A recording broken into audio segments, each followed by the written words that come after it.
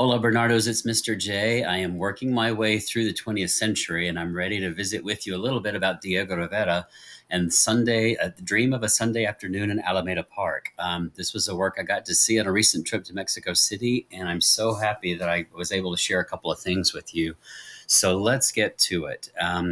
Basically, what we're looking at today is a series of artists who represent a flair for modern principles being kind of regionalized or made geographical in the Americas. Now, we could spend a lot more time on a variety of different Americans who are also doing mural painting and abstracting and picking up on Europe's cues as to what's coming next. But I really think College Board did a great job picking this artwork because it is so culturally rich and reflective of a very complex history. I know it's got lots of figures, and it may be a bit overwhelming to remember Mexican history if you're unfamiliar with it, but I've got a few tips here for breaking it down so that you have what you need or the general idea of the lay of the land. But I got to tell you, if you ever go to Mexico City, you definitely want to go to the Museo Mural Diego Rivera and definitely take time to see this work. It's massive and really impressive in first person. Little history, though, on the actual mural itself and what was going on in Mexico at the time that Diego painted it. The early 20s, the era where this is happening, is basically a tumultuous time in Mexican history. It's yet another era that experiences a revolution, but this time it's a revolution against the more conservative Republican forces who want to keep power at the top and make Mexico look like the rest of the European world, and the revolutionaries who are ready to wrest power away from that central core and kind of create a new Mexican state that's more communist in thinking and more definitely about the worker. Now, when I say that word communism, guys, you got to really bring yourself back in history to the time when that was something of a utopian idea, when people actually thought that, if you just got rid of the cronies, if you just got rid of the people who were too powerful and you delegated power to the workers, then that would create, an ideal utopian, more egalitarian state where nobody would have to suffer and be poor and deal with the issue of poverty. Of course, history's taught us that that experiment doesn't really play too well. The same cronies kind of survive in that system. So they take it and make it, suit their aims, and usually the worker gets left behind.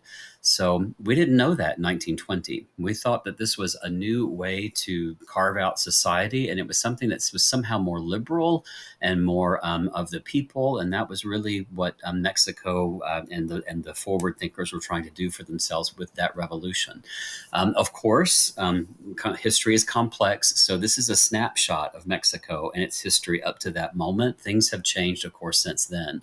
So this story continues to develop. Now, parts of it you're already familiar with. This is fresco. Basically, when we talk about fresco, we're typically talking about the Renaissance back in Italy, whether it's the Proto-Renaissance with Giotto or the Michelangelo Sistine ceiling chapel.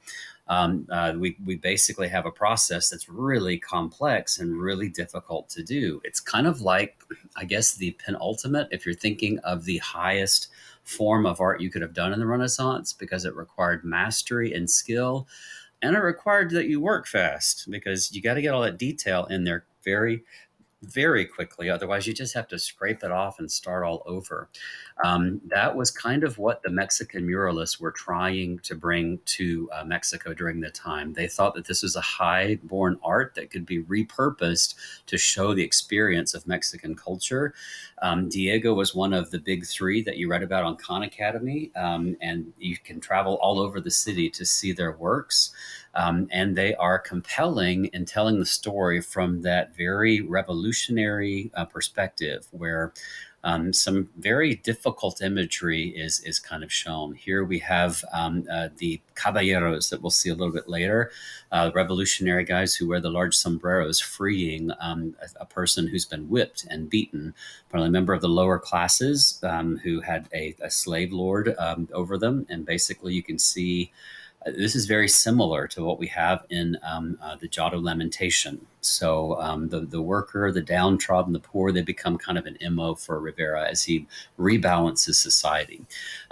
People often export goods from Mexico, like flowers that you can see here in this basket, but we never really take into account where and how those goods get to us, and it requires a tremendous amount of work. This is artwork that's geared to reflect the laborer's condition.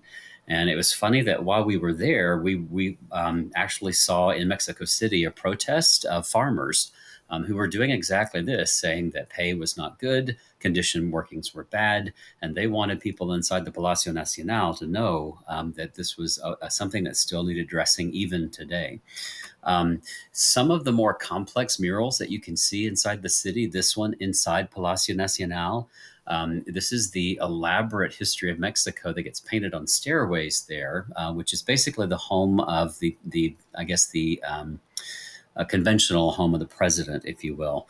All over the staircase, you get a multitude of different stories being presented like simultaneously, and some of it is violent, and some of it is worker related, and it goes all the way from the Mexica through the era of the conquistadors right up into the present day. And it's really difficult to get a picture of the darn thing because it's so massive and so huge. But it basically goes back to the cultures that you guys recognize. There is the Templo Mayor, or a version of it. We have Quetzalcoatl. We have the fire god of the volcano. There are two volcanoes right outside the city that are iconic that you saw in works like View of the Valley of Mexico. So these are things that you would recognize. Basically, people working here in the Mexica tradition, working on arts, working on crafts, singing, dancing, and then something changes as you look to see other people. Here are Mexica warriors with their obsidian swords, and they are basically conquering another tribe, putting their culture on top of supplanting the other culture here. You guys, I really never knew how the pyramids were built. Do you see what I'm looking at here? Those are baskets, huge baskets of stone is what they're carrying up to the Templo Mayor.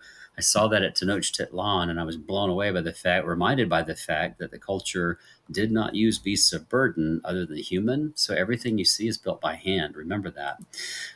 The other murals that you could see, they all have the same themes: the downtrodden, the plight of the poor. Here we have a general and a Clement Orozco who is standing there behind the caballero, and it's money that people are after here. This is all revolutionary content, and that's what these guys are bringing into this story. So what looks rather kind of, normal and everyday out in a beautiful park in Alameda Park is actually quite revolutionary. So wanted to see again how big it is. The mural itself was located in the lobby of a hotel, and it faced Alameda Park. It was supposed to complement what people were seeing every Saturday or Sunday in the park. And kind of be an extension of that. As a dream, it's obviously blending eras of history together, where you've got a variety of different people who would never be in the same place at the same time. But it gives Rivera the opportunity to address social ills and kind of show you how we got there and where we might be going next. So I kind of look at this thing as, let me use my laser pointer here. We can do this now. Pyramids. That's kind of the way that I organize it. I have in my mind the pyramid of the conquest, right? Where you have the indigenous populations are subdued by Hernan Cortez. It's very, very bloody. It involves the church. And then you move on to the next pyramid. Here we have the first Constitution Revolutionary Pyramid that celebrates the Mexican independence. You have a lot of figures here that we're going to go into, some of which were quite controversial for the time period. If you move a little farther in this relief, we've got another grouping of people who represent contemporary society in Mexico City. I could probably draw a huge pyramid here and include this guy right there, Porfirio Diaz. He wanted Mexico City to be the new Paris of the Americas, and many of the reforms he instituted made the city as beautiful as it is today. But he was a heavy-handed dictator, and he did this at all costs. And you'll see some of the effects of the people and what it does to them to have this done. So you have another pyramid here with the bandstand and the caballero. This is the revolutionary pyramid of the contemporary society. Pancho Villa kind of comes to mind, and the history of the downtrodden being told they're not welcome in the park. This is the pyramid of the future, really. You have Madero at the top of this with a Mexican flag behind him, his hat off, saluting and being celebrated with hands all around him. But the cronies are in the background, and we're going to talk about them here in just a second. This is really an incredible piece of work, but use that as a guide as you're trying to break this up, because if you try to go person by person by person about the middle of it, you'll just expire. You'll pass out. So here I am trying to do exactly that. And literally, I was wiped out by the time I made my way around the museum. If you guys look on either side there, you can see there are black and white photographs. I was so happy to be able to see some of those because they illustrate the things that Khan Academy is talking about. And it's easier to remember that with a picture. But first, Alameda Park, beautiful Parisian boulevards on either side of the thing, grand, beautiful spaces, kind of like the Champs-Élysées in Paris. It's a broad public avenue with fountains and bandstands and a beautiful theater called Bellas Artes.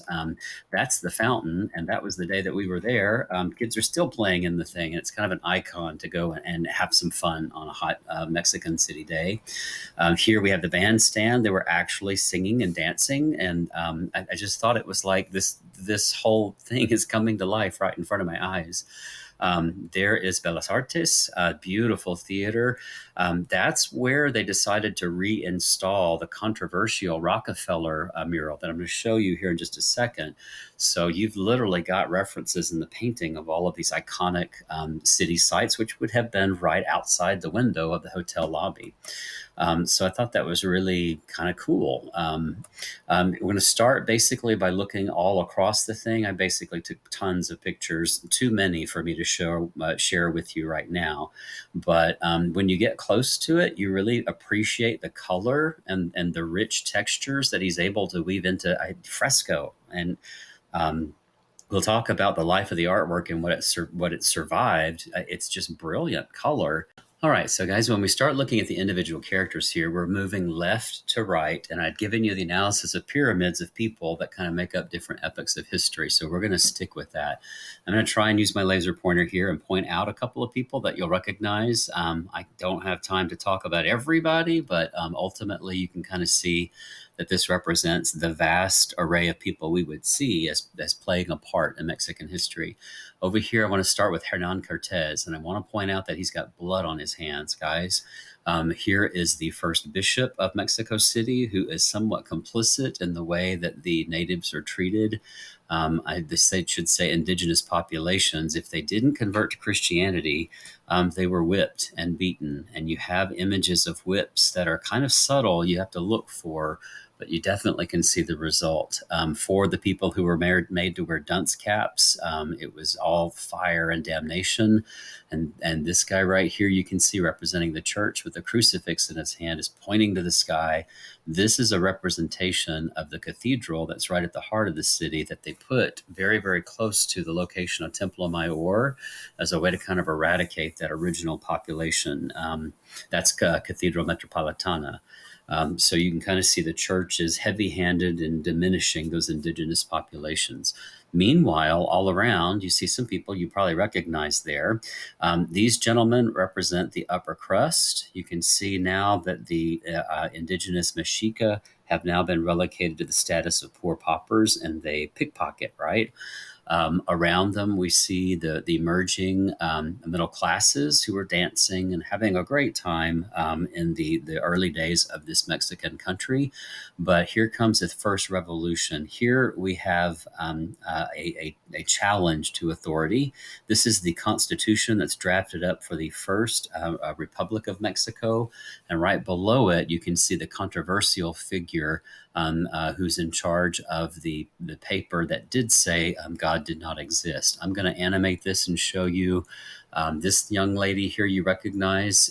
This is Sor Juana Inés de la Cruz, feminist and writer and playwright and champion of Mexican culture and history. She's in our image set, so we know her image pretty well with her nun's badge, the Escudo de Manja. And she's there taking note of everything she sees going on. Here is the guy I was trying to point out as the guy who wrote kind of the Atheist Manifesto. Became part of the proposal for that conference, but it creates some problems there.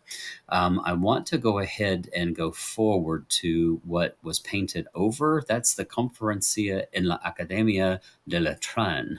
That's where that document was signed, but originally this is what it said. And that's a photograph from the time period. Dios no existe. So we had a really lot of problems. People rioted outside the hotel, begging people to change this. And ultimately, Diego Rivera relented. These are the photographs on the side of the painting. And you can see him. He's painting over his own work there. So it shows you basically those situations are going to confront us all. I want to go back just a little bit to this work and show you we have European ladies now as part of Porfirio Diaz's new Mexico City. They are dressed in the latest fashions from Europe, not indigenous designs or decorations. So basically, we have a new scene pulling forward here in the middle of the park, but the old world doesn't go away. This strange figure here is actually a contemporary female. It's a cartoon that was created by this guy, Posada. He creates this female to lampoon and satirize the other females here who are in the latest fashions that don't really belong in Mexico City. He puts our Caterina in a mask of the Day of the Dead and makes her wear a shawl that looks like a feathered serpent as a reference to Quetzalcoatl. So it's interesting that you have that there. If we look at a close-up, I think you'll be able to see that she has lipstick on, but it looks like she's got blood on her lips. Like we basically are referencing the Day of the Dead, the day of Dia de los Muertos, as well as the Mexica rites that are pretty, aggressive. But she's there in the company of both Frida Kahlo and Diego Rivera there. You guys can see the fountain in Alameda Park. You can also see a large balloon in the background with República Mexicano on it. This was one of the balloonists or aerialists who was well known, kind of bringing technology to the city, which was what Porfirio Diaz really wanted to do. Heavy-handed dictator, basically made sure that he held all the power. If you take a look, a blonde angel crowns this old war hero who's got medal after medal after medal. And it gives you an idea of how many military conflicts and battles were going to have to be had to make sure he established his tradition. There's one little note about sex here. An indigenous female is facing the crowd, and the men seem to be quite taken with her. At least they're either distracted. She's hiking up her skirt as a reference to the fact that the prostitutes in Mexico City typically were of the indigenous classes, the caste below the European classes. So there's kind of a catch-22. Is she like in their way, or are they completely engulfed by her?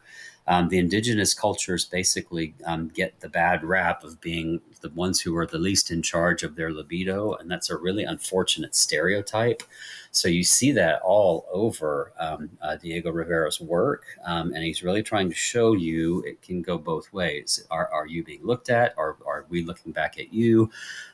Ultimately, I think that's pretty interesting that he did that. So if I go here, you can see the Posada cartoon you saw in Khan Academy, and you can see a close-up of Diego Rivera. There is a child imagining himself on a day in the park holding the hand of La Catarina to reference his roots. There is Frida. Basically, they're holding the yin-yang symbol, showing that the two are one. You can now see the lipstick on her mouth, and it really does look like it's like a vengeful goddess of some sort.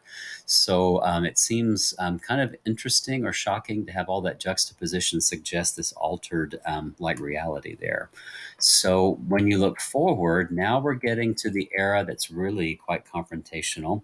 You see this young little girl here, the class that's mixed basically between the Europeans and the local indigenous populations. She's not holding someone who looks like her. She's holding a little blonde doll. and she wants to be like European here. Well, that's in keeping with Porfirio Diaz here, who wants to make that a stop in America. That means indigenous populations are not wanted in the park. Even people of the same skin color, they push them out of the park and say, you're not welcome here. That kind of resentment leads to what we see in the next pyramid, the caballero, the Pancho Villa figure you see riding the horse, who takes up a rifle and basically takes on the will of the poor. Now, it's kind of violent. You see people being shot in the park, and you realize that not everything that we're looking at is positive. There's the bandstand in the background. It's just a really interesting kind of composition that's a compilation of Mexican history. The last group of people that we see here, this is the future. And if you look behind them, you can kind of get a clue that it's going to be industrial, technological. All the buildings are quite modern. There's Bellas Artes, which has just been built, and it kind of frames this pyramid. Now, the newly elected President Madero is here, and the hands that are all being raised there represent the voters who put him in power. It's going to be a short-lived democracy, unfortunately, because right over here, we've got the old cronies. These are the bankers and the church followers. They're looking at stacks and stacks of money on the table. Here are other cronies who are right-wingers and heavy-handed military types, and they are always like on the margin, just waiting for their opportunity. Even though we've got a new democracy here, we basically have people in the cast that they were before, with hopes of changing society for the best in the future. So that's basically the timeline story of Mexican history, and it's all laid out for you in a mural there.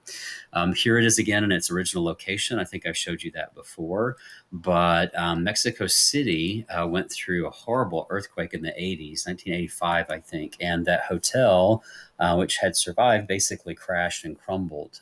Magically, happily, the fresco survived. And here it is being relocated. The entire wall had to be excised from the ruins and then had to be relocated in its new location. So this thing had a long life after that point. I mentioned before the Rockefeller Center composition, and it's the one thing that I think would ever show up as an attribution. So I'll just share it with you quickly. John D. Rockefeller basically invited Diego Rivera, who was getting acclaim all over Europe for his work in Mexico City, basically to come to the newly built 30 Rock and fresco the walls. Well, when Diego arrives, he decides basically to fresco it with a communist themed celebration of the worker who's making all of this advancement possible. Probably would have been okay to focus on the laborer in New York City, but some things show up here that are a bit problematic. Do you guys know who that is? That's Lenin. He's the leader of the revolution in Europe going on through 1917. And he's a communist leader who the capitalist Rockefeller is adamantly opposed to, tries to get Rivera to change his composition, won't do it, and then basically just has to remove the artwork. Here to the other side, we see a workers grouping, and in the middle of that, we see Leon Trotsky with the glasses there. You see a variety of other people. There's Marx and Engels, and they are all grabbing a big red flag that celebrates the Workers International. So this would not fly with the capitalist Rockefeller. Luckily, it was reinstalled in Bellas Artes. That's where I got this picture from. So you're able to see something that has the same number of kind of figures and themes as we see in the long-standing Mexican history below. This is a fantastic work to explore in more detail. So if you ever get to Mexico City, you definitely need to go and take the time to look. It's the only significant artwork, I think, in the collection.